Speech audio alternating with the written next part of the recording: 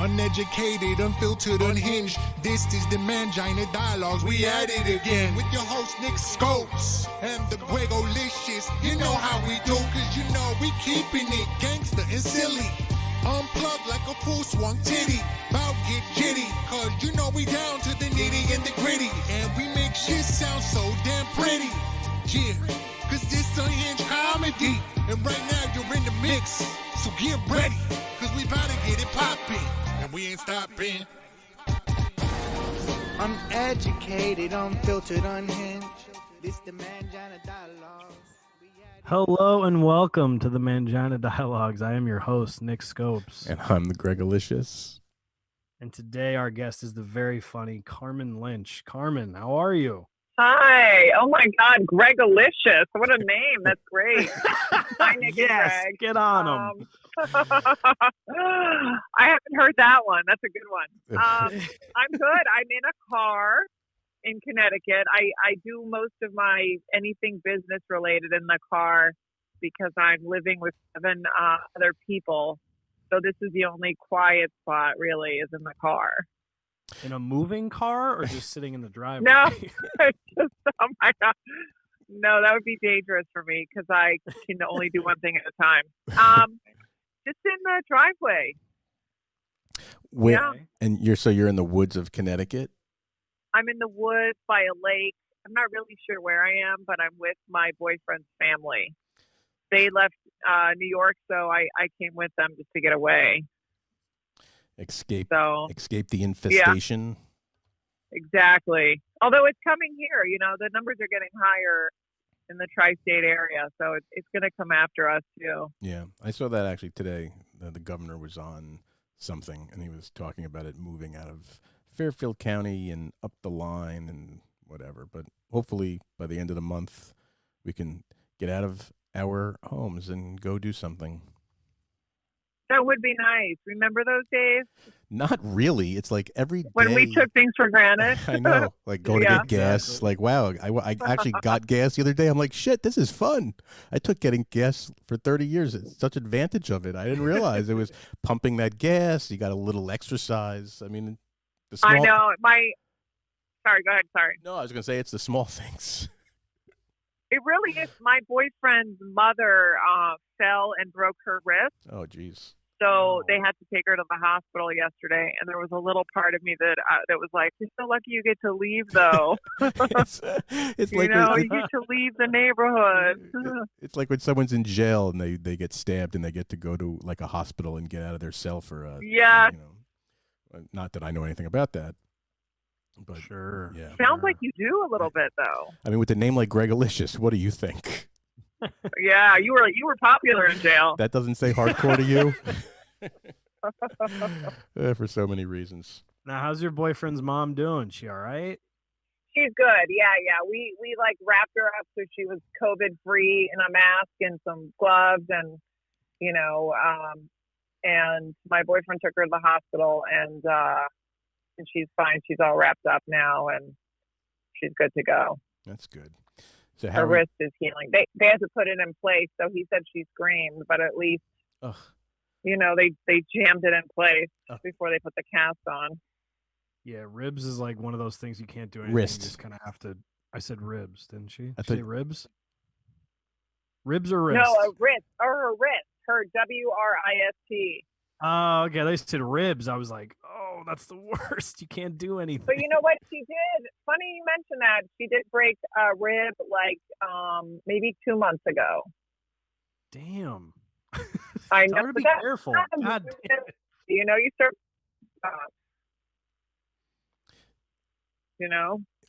You broke up a little bit, but.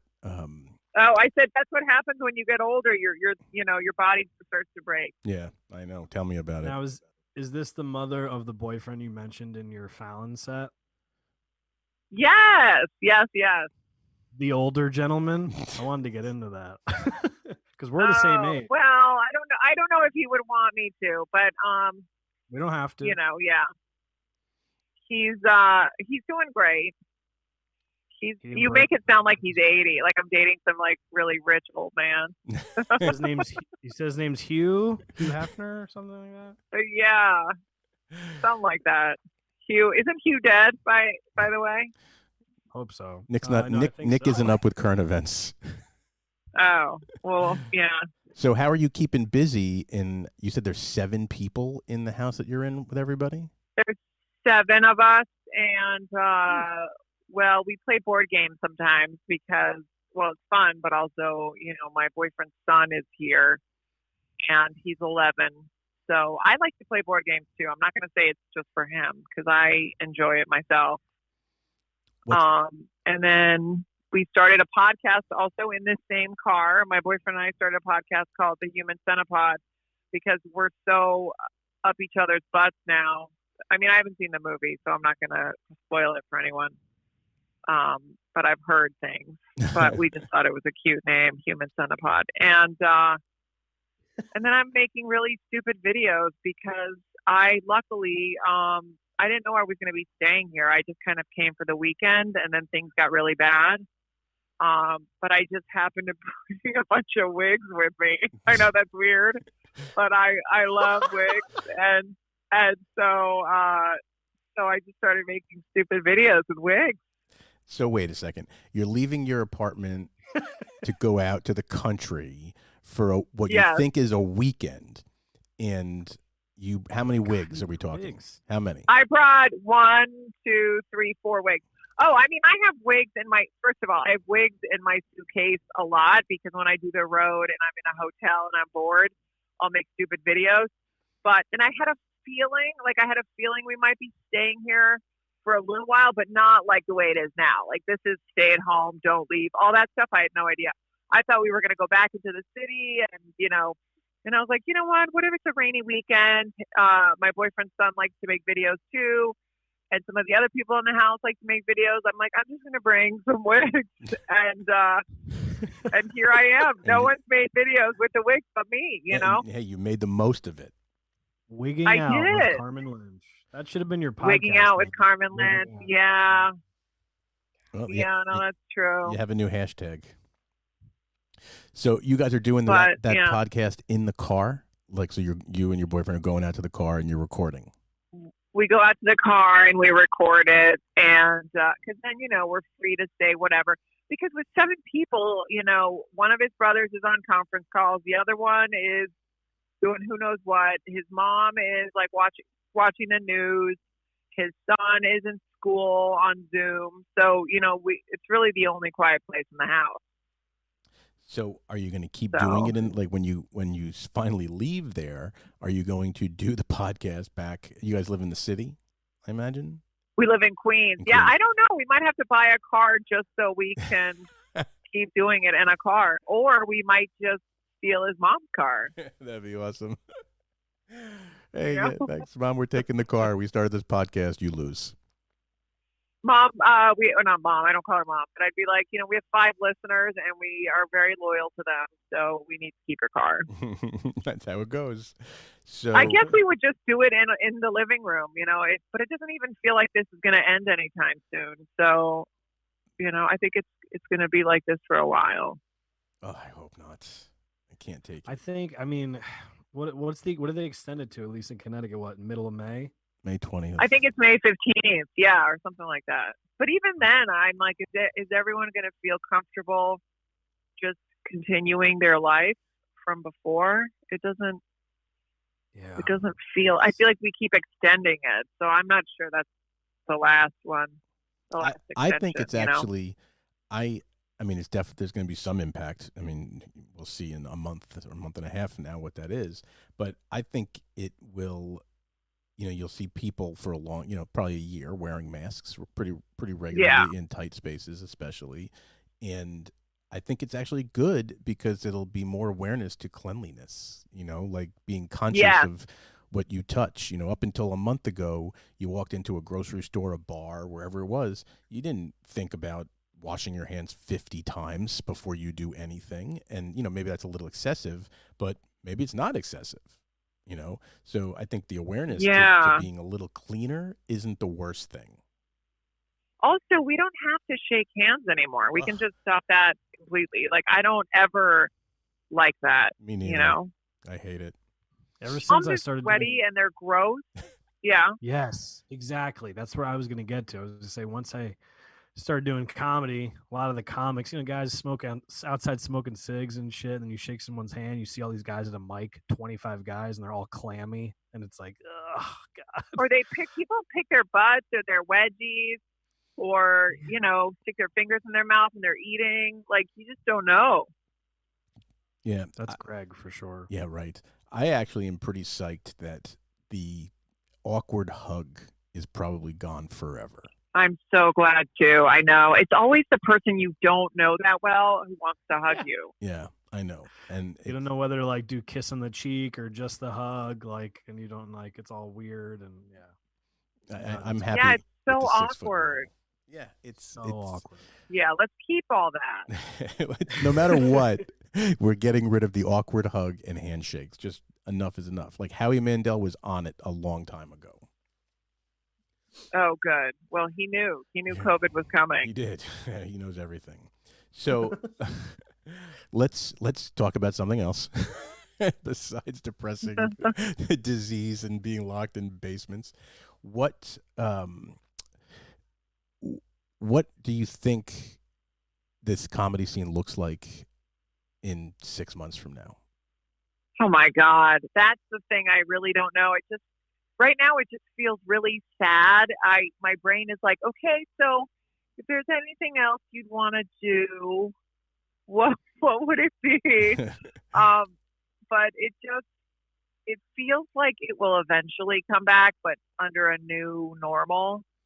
I don't know if they're going to spread the seats a little bit more, maybe tape them up so you can't. It's like every other. I mean, who knows? But I feel like people will definitely need to laugh, and the laughter will be there, but the space and the amount of people, I don't know, that I wonder about. Yeah, I mean, it's a tough call because you figure you have to, they have to pay the bills, right? So some of these places that have, like the Stand, they're in the massive space. They count on lots of people coming through that door. So, but plus, I think certainly in the ramp up to whatever normal will be, it's going to be mandated, I'm sure, by the states that tell you how many people you can have congregate in any one place, and then it'll slowly get larger. But even when it gets back, right, I think it will have people be more conscious of how close they're sitting to people and what they're doing, and just being more aware of their surroundings, to be conscious of their neighbor. Yeah, it's gonna look weird though to like look down into the audience and everyone's wearing a mask. Yeah, it's gonna be very weird. Laughter is be fucking creepy. Yeah, it is. And then also, I like to use my facial expressions for most of my jokes, and it's just nice to see people's reactions too when you're talking to them. And now we're all just gonna be. It's going to be just like Love is Blind, where they just like look at each other through a wall. Like, that's what it's going to feel like. Well, you'll have the benefit of being able to make some jokes at people who ultimately do come to the club, and what definitely is going to happen with these fucking designer masks, like sitting over there in their Gucci mask and their Prada mask and their whatever. And that'll be good material to just lean into those douchebags. Or just the opposite, like some really disgusting, like it looks like it used to be underwear and they just put two straps on it. Yeah.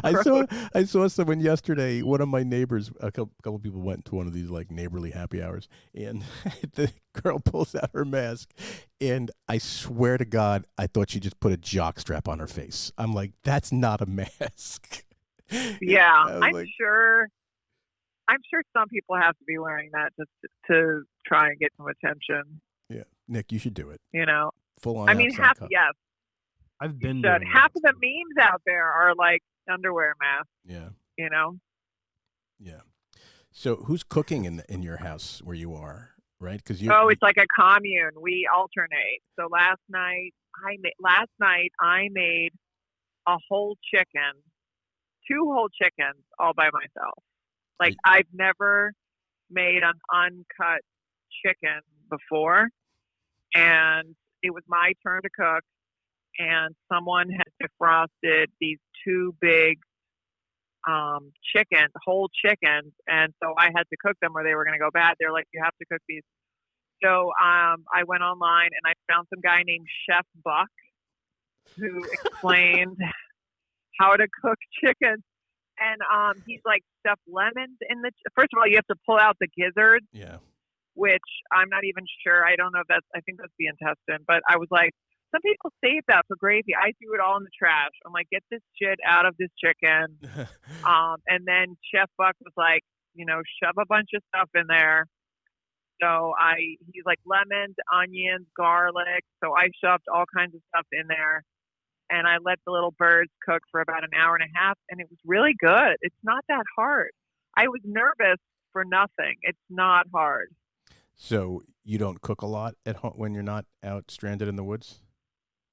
No, because, if I'm going to a show, I'll either grab, especially at the cellar because they have good food, I'll just eat there. Yeah.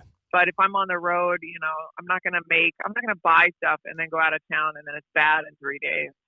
So most of the stuff I eat is very simple and basic, and then I just eat when I'm out. So I would never in my life make a whole chicken. And now that I have, I might do it again sometime just because it doesn't have to be scary. If you're listening, you can do it, Take that, chickens. I recommend Chef Buck. Yeah. Chef Buck. I'm going to check him out. Does he have a podcast, do you know? Does he wear wigs? Oh my God, he should. He probably doesn't wear a wig.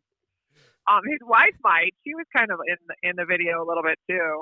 But I find cooking a little intimidating. Not when it's my kitchen, but when I have to cook for 7 people, which I've never had to do, and it's not my kitchen, and it just gets a little bit intimidating. So there's nothing to be scared of. Was your mom a good cook, or is your mom a good cook? She is. She's a good cook, and I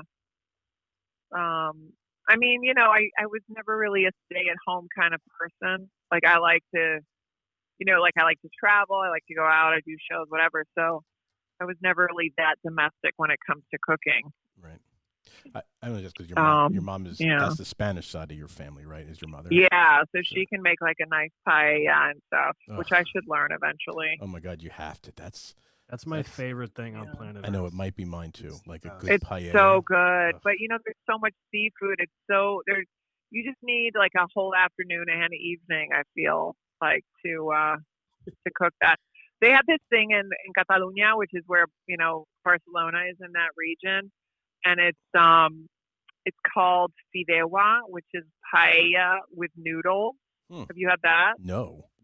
It's so good. Next time you go to like Spain, north, like the Catalan area, ask for fideuà, and it's basically paella with noodles. It's so good. So it's just noodles in paella, or it's noodles in place of rice? Noodles in place of rice. Oh God damn, that sounds so good. Like really, really thin noodles. Good. Let's end just this if you want to podcast. mix it up, if you get sick of the rice. Cook. I'm starving right now. Chicken, paella, like all my favorites. I know. That's the other thing about this quarantine. I can't stop eating. I know. It's ridiculous. It's out of boredom more than anything, I think, for most people. It is. It really is. And then I try to like run up and down the driveway a little bit and stuff. But it's not like going to the gym. I mean, not at all. I keep telling myself it's just like the gym, but it's not. Are you vertically obese, would you say?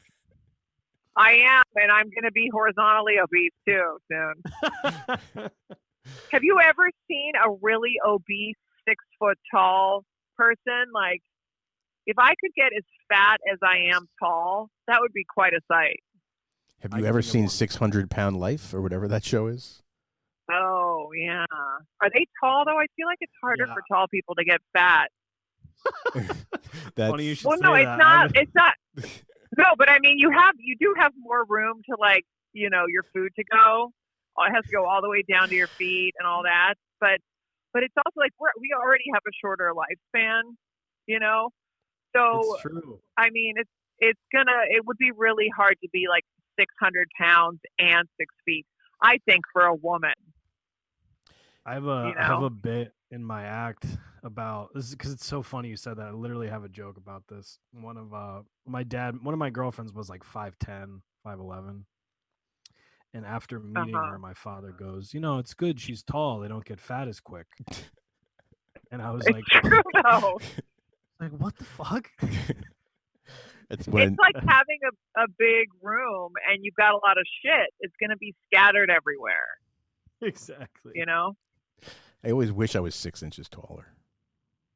6 inches taller? How tall are you? It depends on the day and the shoes. Probably 5'9". Yeah, 5 at best. 5'9" is good. 5'9". Yeah. Yeah. 5'9" is good. I'm like 6'8". Yeah, Nick's 6'8", right? No, I'm Nick is 5'11". how tall? Oh yeah, 5'11". you guys are fine. I've been this height since I was like 14. Changed. If you have any like short listener guys, they're fine too. I wasn't trying to say that like they're not fine. I don't want your petite listeners to get mad. Our pretty boys. I don't think they listen to this. Yeah. I think our demo is not pretty boys, but hey, if the pretty boys are out there, send us some DMs. Yeah. Nick definitely wants you to DM him. Yeah, for sure. So Carmen, let's segue a little bit to comedy now. I've seen your, late night sets. You're hilarious. You were from Maine, correct? No, none of that is true. Just ignore the internet. Everyone asked me that. Somehow I'm from Virginia. Everyone, there's a lot of they were really off, internet. huh? Yeah, I think they got, did you get that from IMDb? Wikipedia. It's somewhere. I don't know if it's Wikipedia. Yeah. Just, you know what? Forget all that. I don't know who's making this shit up about me, but it's not true. I've been to Maine once in my entire life. Yeah.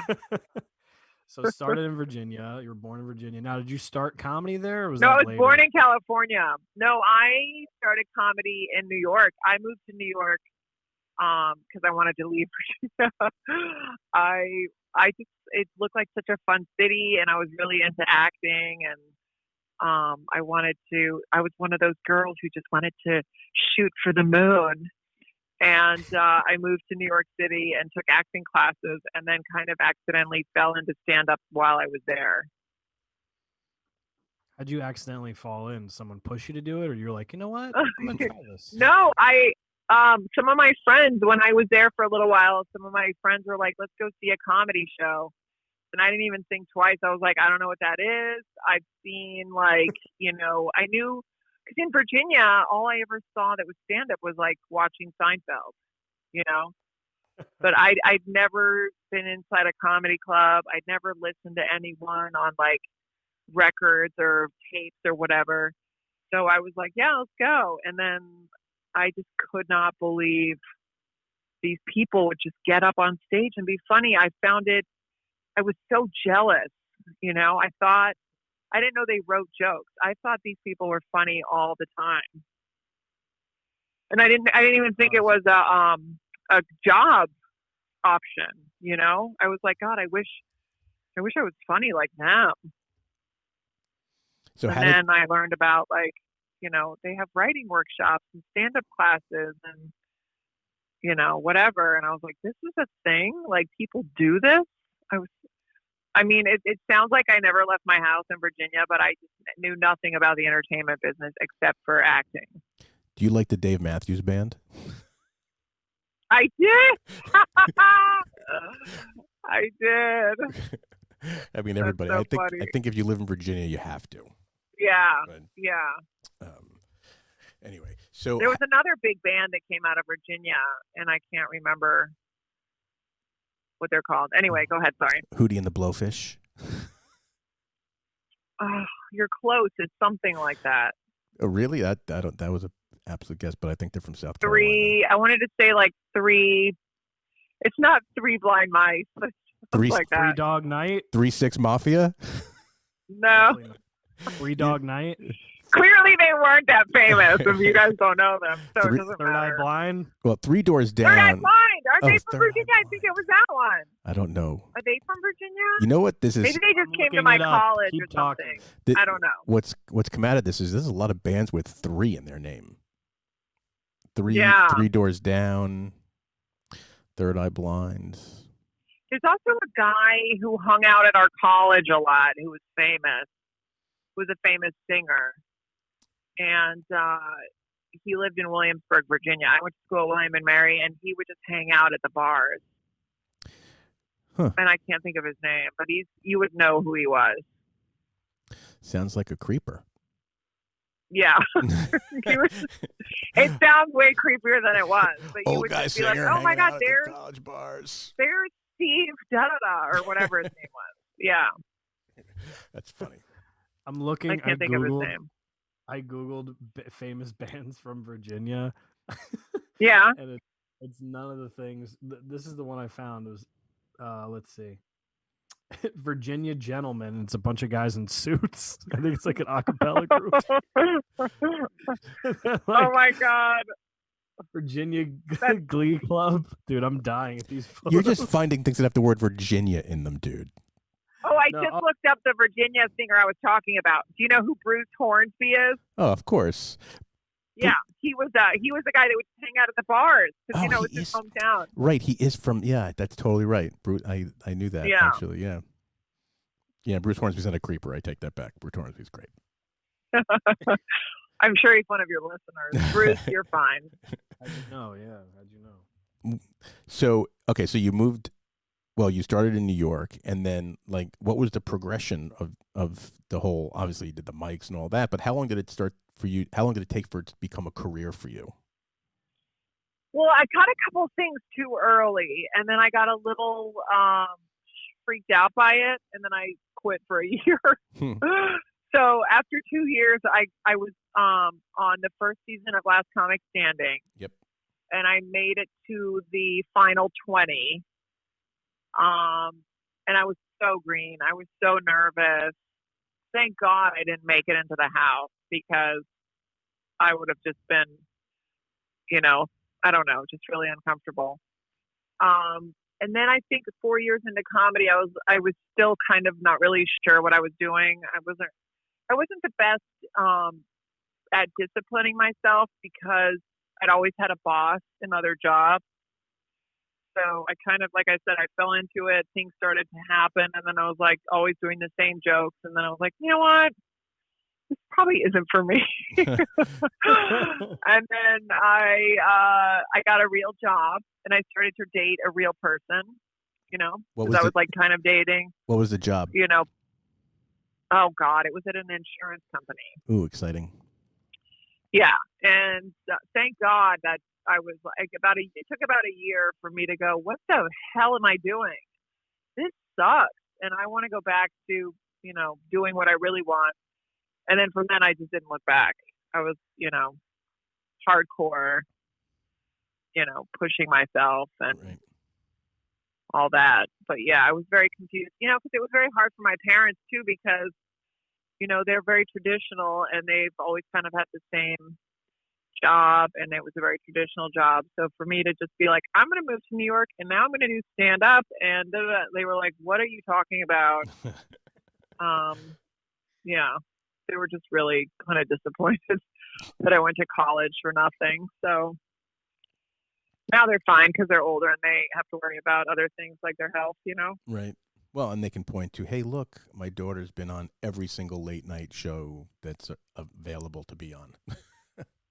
I mean, that helps. Yeah, that helps. But I think what really calmed them down a little bit was when I started doing stuff for the military because my dad was in the military. Yeah, I was going to ask you about that. So when I was like, I'm going to Iraq, they were like, what? And then they realized it was kind of a real thing. So what's that like when you go on those military tours? Especially to a place. I loved it. It was just, I live for these kind of like shock value trips. I mean, it's obviously really great to perform for the troops. I'm not trying to say, but you also go like, what the hell am I doing? I'm in a tank. And yeah. And the crazy part is that when we landed in Baghdad, so I'm at the airport in Baghdad with 2 other comics and security, and they're like, "Oh yeah, Osama bin Laden was just shot." Oh, no way. And I was like, "Holy shit, Damn. that's crazy." So you were there when that happened? We landed so we were in the air when that happened. Oh my God, that is insane. Yeah. So what were those shows like? They were crazy because that tour specifically went to small bases that didn't get entertainment. Right. So it was almost all Black Hawks. Like we were just Wow. on one helicopter after another. And then the ones that we couldn't be on, it was due to like dust storms. So they would take us in these like security detail, which, you know, I felt like J-Lo. Right. You know, I mean, even going to the bathroom, they're like, it was funny because I really, you know, that was my first military tour, and these 2 young soldiers were next to me, and then I saw them later in the dining hall on base, and I was like, oh my gosh, you guys again. And they're like, no, we're following you. We're your detail. And I was like, oh. That makes sense. Like, why are you with us again? Yeah. What a coincidence. You're like, I'm so famous. I have security guards. I know. And then I'm like, I'm going to the bathroom. And they get up. And I'm like, what are you doing? They're like, we're walking you to the bathroom. I'm like, are you coming in? And he's like, no, we're just going to stand outside. So I'm like, all right, I guess I'll turn the sink water on so you can't hear. I'm like, it's just a weird thing to have them, you know, standing literally on the other side. Did you ever feel unsafe on those tours? Never. I felt safer than I felt at home. Really? I mean, these guys are literally around you all the time. But was there any action like by Oh those yeah, no, bases? there was this like explosion while do you know who Alonzo Bowden is? Of course. Yeah. Yeah. He was on stage. And again, these were little shows because, you know, we wanted to hit bases that I shouldn't say hit. We wanted to perform in bases that did not get entertainment. So while he was on, and these are like little tents with maybe 10 people. And, you know, we heard this boom, and like half of the people look at each other like they need to go check it out. And Alonzo, who's like 8 feet tall, is just standing there like, what am I supposed to do? But they show you, you know, where to hide and stuff. Sure. That's So. not typical. But I'm an idiot. I'm like, I like that stuff. I'm like, what do we do now? You know, I really get into this whole G.I. Jane kind of thing. It's like when you show up you get back home and you show up at a show in Chicago, and the first thing you ask the club manager is like, all right, where do I hide if shit goes down? Yeah. I'm like, if I hear any kind of sound, Oh my God. tell me where to go. We are are in an undisclosed location. They're like, no, you're in the funny bone. What? That's so funny. Well, that's good. I mean, I'm very curious about those things. I imagine the people you're performing for, like, those have to be awesome audiences, because obviously for a small base doesn't get any entertainment. You bring in some frigging hysterical comedians. Those have to be like incredible shows. Yeah, and I mean they're a lot of them are very young, you know, they don't know much after, you know, from what they've lived. So it's not like you can really talk about certain things just don't fly. Right. You know? Yeah. If there's a show for like admirals and generals, then you're like, okay, they have kids, they date, they, you know, they get it. But some of these young kids, you know, there's certain things that just they haven't experienced yet. Yeah. Some guys are 18 over there. Yeah. Most of them. Did you have to clear your material? Did they have to approve it before you did it? Not for that one. I've done somewhere where they're like, please don't talk about drugs. You know, we've had a drug problem, or a lot of people have drug problems when they get home, or whatever. Like, we've had certain things that we were told not to talk about. I'd say the main thing is, like, you know, a lot of these tours, they're like, don't talk about Trump. Right. You know, and of course, I'm fine with that because I have like 2 Trump jokes. But they like, those kind of shows, they really like, some places are like, please pick on us, if you've experienced certain things in the latrines or on the plane, like make fun of it, relatable. That stuff tends to work best. Bathroom humor. Like, it was so dirty. Yeah, like, I went to Niger last year, actually around this time last year, and we slept in tents, and they lost our luggage, and on this like weird flight cancellation, we were able to jump into an Uber and go see the pyramids. Wow. And we just had all these like, things that just happened to us, and they were local experiences. So that stuff works really well. That sounds amazing. Instead of like, I live in Queens and this happened, What happened on your way to work today? Yeah. So Carmen, when was the what was the last show you did before all this? I've been asking everybody. When's like the last time you were on stage? Oh, funny you should mention that. That was I did the very last show I did was live this week at the Comedy Cellar, which aired I think right before the show ended, the season ended. Right.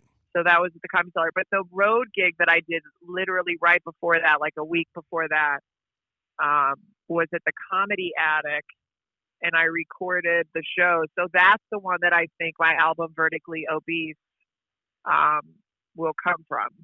I'm still editing it, but I should have an album out soon from that weekend. Vertically Obese. I fucking love that name. It's the greatest. Say it one more time. Thank you. Vertically I like obese. the way you say it. Yeah. So you said that's coming out. You said, well, you don't know yet. You're just editing it right now. I don't know because they're still editing it. So who knows? Hopefully in the next month or so. That'd be awesome.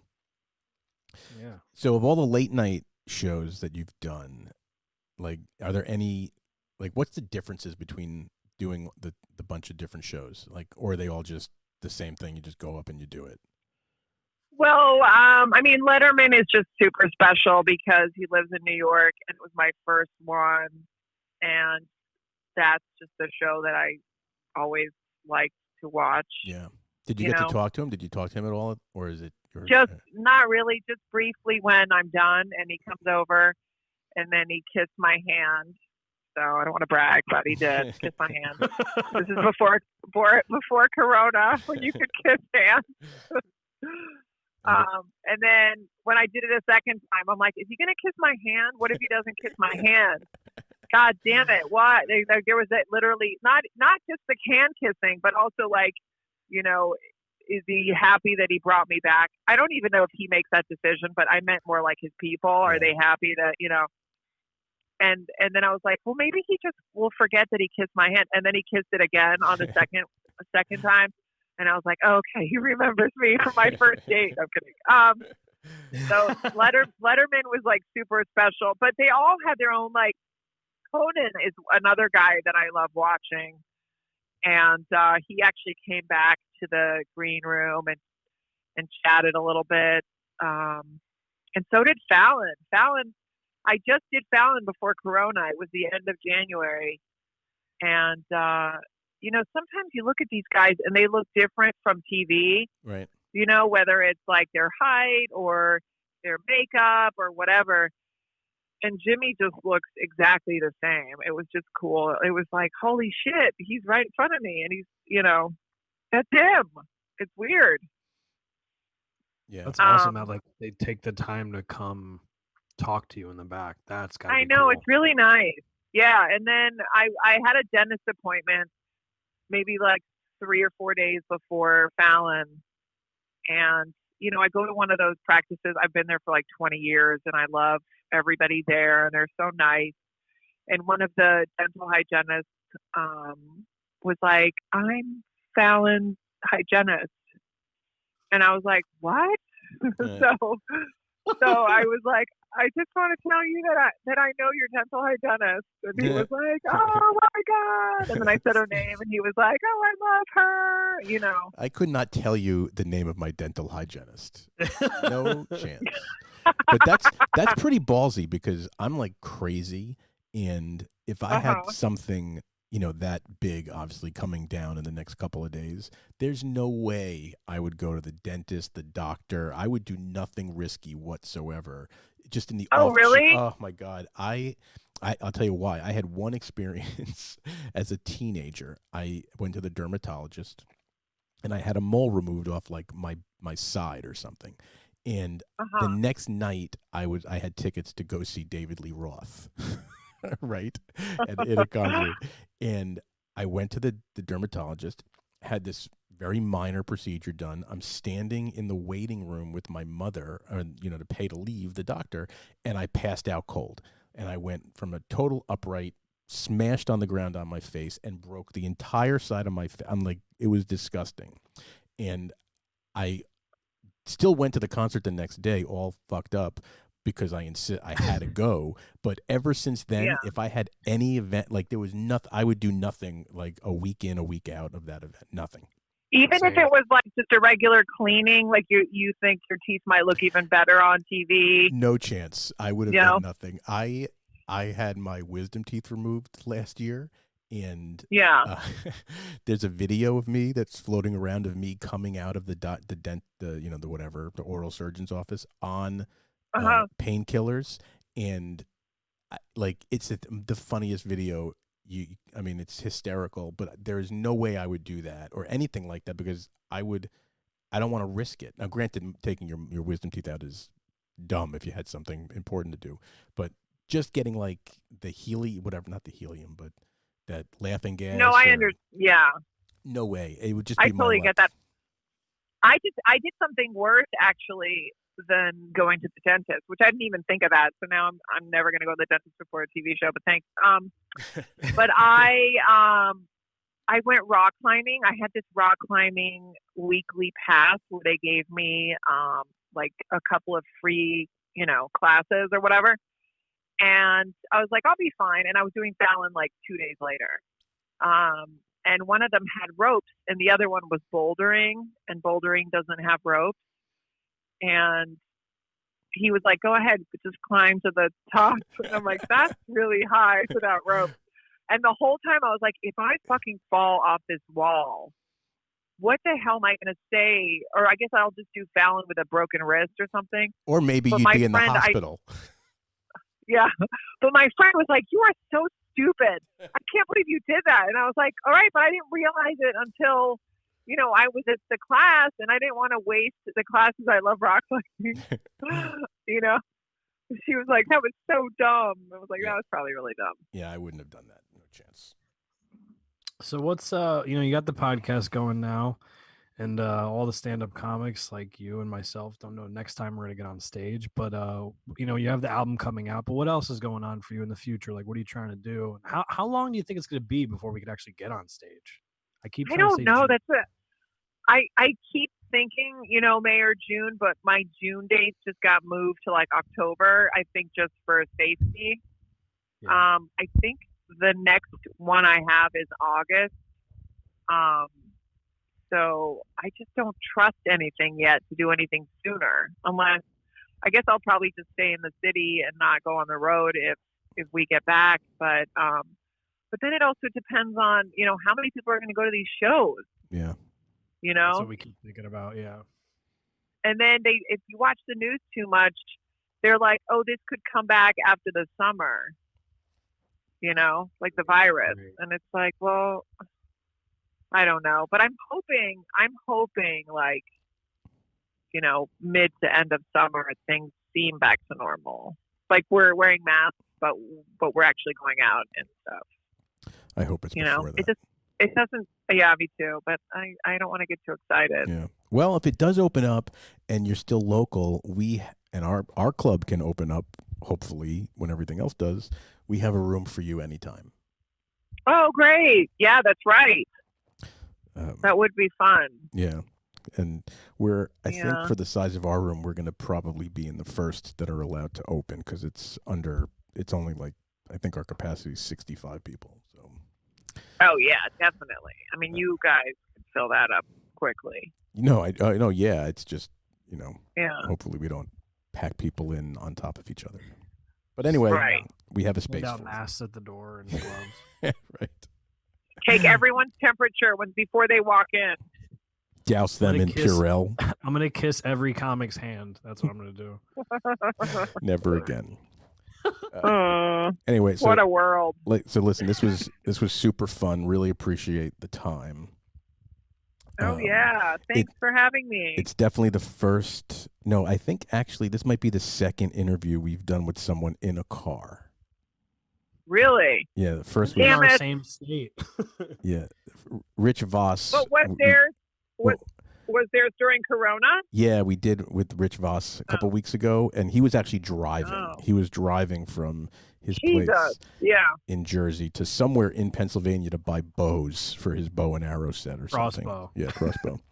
Oh my God. So that was a good time. but yeah, no, really, thank you. Obviously, most important, stay healthy, and good luck in your house of 7 for right now. Yeah, Thank God you bless. guys, and that was fun. And I can't wait till Vertically Obese comes out. Just since you like the title, Same. Love I hope it. to listen to it. Yeah. All right. All right. Awesome. Stay safe. Okay. Thanks. You too. Bye-bye. Bye.